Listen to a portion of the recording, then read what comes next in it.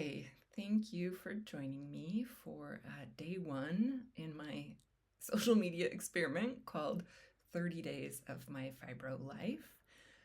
For those of you that don't know me, my name is Ginevra, and I am a physician trained in internal medicine.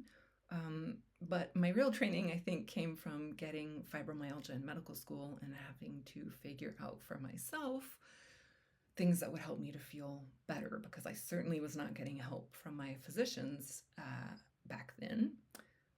So the idea behind this series, this sort of look into my life, is I have undergone some pretty significant changes.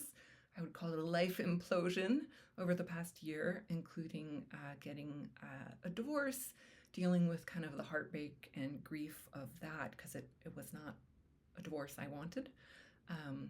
So that's been pretty emotionally devastating. And so as part of that, I really noticed that my health was doing a lot worse. And I feel like I've kind of been in a fibro flare from hell for, almost a year. But over the past few months, as I started to pull out of it, I've also I've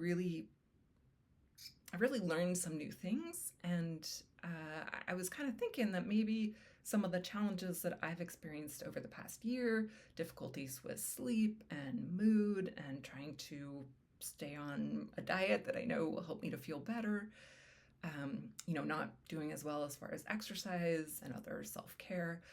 I was thinking that maybe things that I've learned along the way could help other people. And I thought I'd maybe try this experiment of just kind of recording a video every day over the past month to kind of show my real unvarnished life. It's not going to be beautified for Instagram. And I think it can be really valuable to learn from other people's struggles and what they've done to help themselves. So to go in the Wayback Machine, when I first developed fibromyalgia in medical school, I was, pretty lost, and the medical establishment had very little to offer me. I definitely got the, you're just depressed, you need to exercise, which I think all of us with fibromyalgia have heard at some point, and, not the most helpful advice, I would say. So I really ended up seeking out alternative medicine, and I tried a whole bunch of different techniques, homeopathy and acupuncture and various manual therapy, massage techniques, lots of different supplements and herbal medicine and different diets. And through a process of trial and error, I was able to find some things that helped me. And the first thing that really helped me was getting my sleep doing better. So back then, it was, kind of some of the traditional medicines that they had to offer. So things like the tricyclic antidepressants, like amitriptyline, those were some of the first things that helped me to get into deeper sleep and to get more sleep. And that was one of the first things that helped me, along with changing my diet. So I was not eating foods that generated inflammation for me. So it turns out I'm pretty sensitive to dairy and gluten. So cutting those out significantly kind of reduced my overall body achiness. And then I was fortunate to stumble across manual therapy called myofascial release, which really has been the thing that helped me the most as far as pain reduction. I'll have a link in the description below so you can learn more about the specific technique that was helpful for me.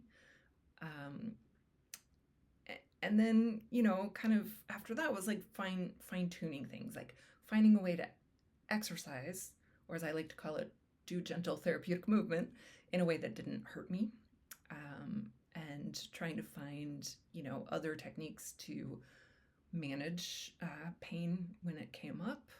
And, I think I would say I got about 60 to 70% better over kind of the few years after my initial diagnosis. And then I was able to maintain that pretty well.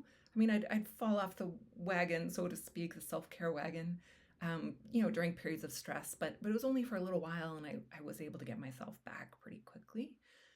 But this time, the kind of the devastation as, kind of seeing my family break up, and not being able to spend as much time with my kid and having to deal with the pain and logistics and financial challenges that a divorce can bring, I pretty much fell apart, I would say. I really fell apart and got really depressed, and I had sort of had to start crawling my way out of it.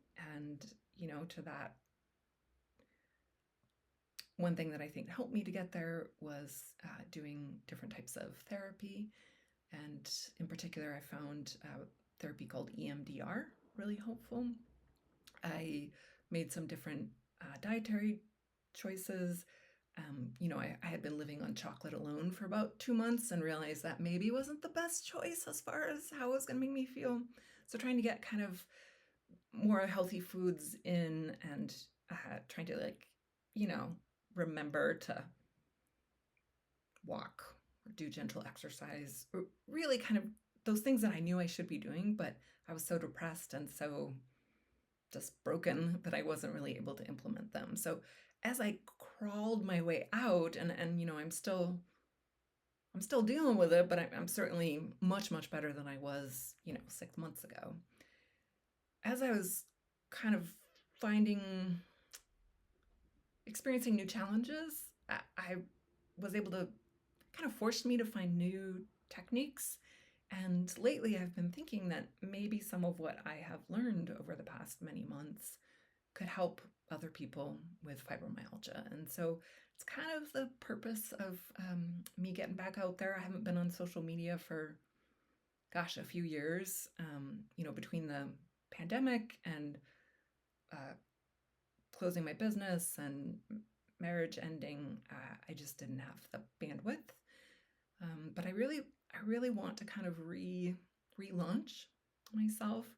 And as part of that, I'm kind of rebranding. I don't identify as much with my last name, as you might imagine.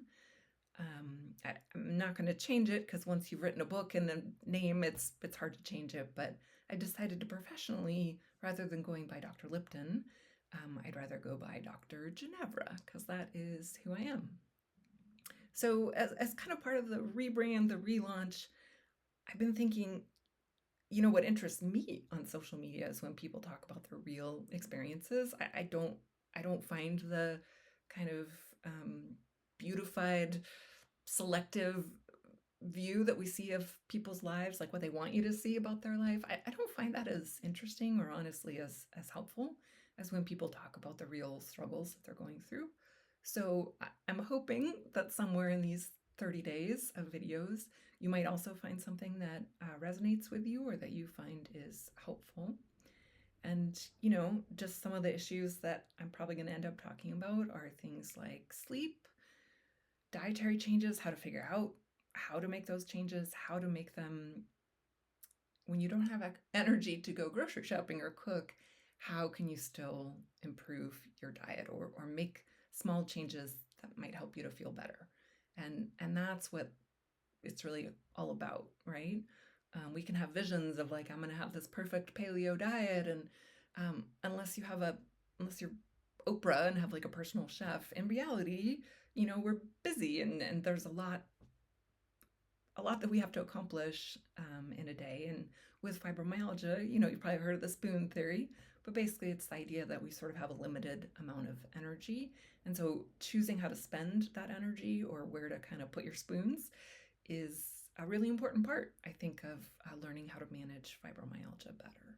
So, I'll talk about sleep. I'm going to talk about kind of the new self-care routines I've figured out. I'll talk about my experience with different types of therapy, some different types of I would say spiritual work that, I usually don't talk about because it's pretty woo-woo, but I'm going to open myself up and you can see my full woo-woo nature. So I hope you'll join me. And if you want to learn more about my kind of life implosion and how that affected me and how I was sort of able to transition to a place of both grieving the life I had lost, or the future that I thought I was going to have, balancing that with building the reality of what I am now, which is a process that a lot of us go through when we are first developed or diagnosed with fibromyalgia, is that we mourn the life that we thought we were going to have, and then at the same time are having to try to make the best of the life that we have. So I go into that in a lot more detail in Tammy Stackelhaus's Fibromyalgia podcast. I'll put a link in the description below.